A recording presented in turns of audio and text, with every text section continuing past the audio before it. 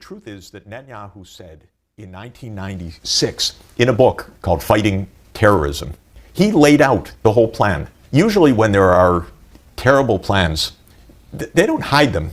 Hitler wrote Mein Kampf. And I'm not meaning to make simplistic comparisons. I'm just making the point that people say what they're going to do. Netanyahu wrote in 1996 his plan for how he was going to make Israel safe. Brzezinski wrote in 1997 a different book called The Grand Chessboard of how he was going to make the United States the world's unipolar power. So they write the story, and you can go back and evaluate. Did they know what they're talking about? Are they full of BS? Did they cause a lot of trouble? So just on 2 points. Brzezinski in 1997 says the U.S. can expand NATO. Russia will have no choice but to accede. What's Russia going to do? Is it going to become an ally of China? No way, says Brzezinski. Okay, interesting. Didn't quite get that one right, Zbig. Netanyahu has a different idea, and it's coherent, but it's kind of madness.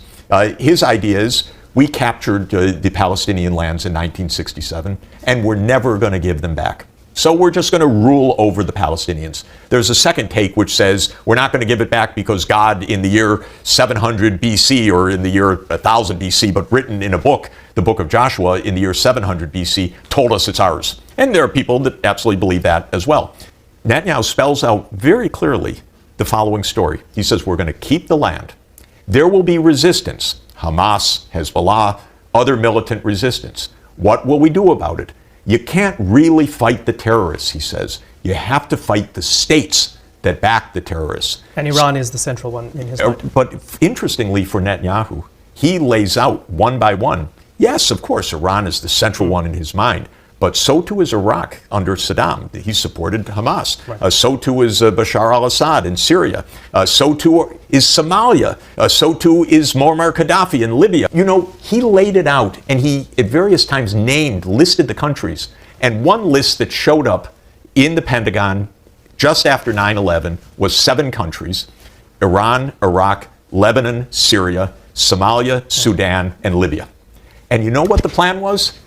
7 wars in 5 years. The U.S. using Israel? No. This is Israel using the U.S. as if our military is in their hands, which in effect it is. You take Wolfowitz and you take Feith and you take these neocons and you take Netanyahu. They game planned the whole thing out. Well, I regard Netanyahu as having been our greatest disastrous president of the 21st century because he ran American foreign policy for 20 years and he cost us trillions of dollars. And where is the Middle East today? War in Syria, war in Lebanon, war in Palestine, unrest in Iraq, war in Yemen, chaos in Sudan, chaos in Somalia, chaos in Libya. Great job, Bibi. You did a terrific job. So this is, to my mind, what this is all about. These people have ideas. How many wars has China been in the last 40 years? Let me count them. That would be 0. Not one war in 40 years. When was the most recent war that China was in?